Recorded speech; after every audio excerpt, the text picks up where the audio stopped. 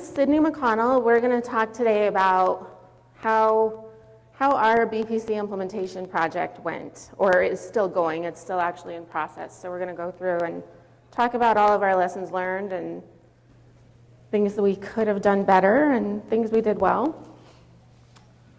We're going to talk about how and why we went about the decision to implement Business Planning and Consolidation 10.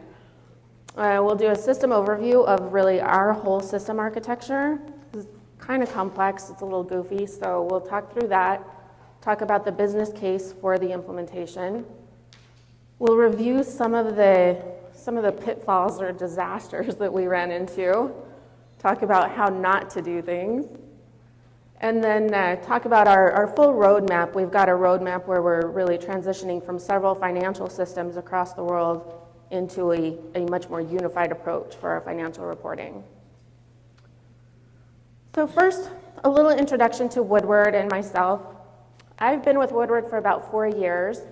Prior to that, I was with another manufacturing company. I've been working with SAP for about 14 years or so, some as a user, some as IT, so I've got a little bit on both sides.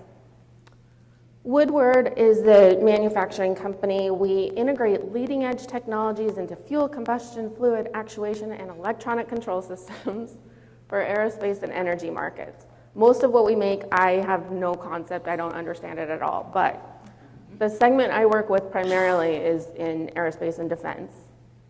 As of fiscal year 13, we were a $1.9 billion company, around 6,700 members or employees worldwide.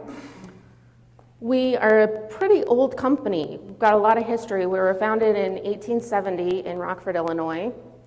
And since then, we've expanded into 14 countries with over 25 different locations. One of the things I love about Woodward is all the history, all the stories about the company that you hear from people who have been there for several decades in some cases. We, having been around for only over 140 years, we actually have only had 6 or 7 CEOs during that time, and only the last 2 are not from the original Woodward family. So it's a very, very close-knit company.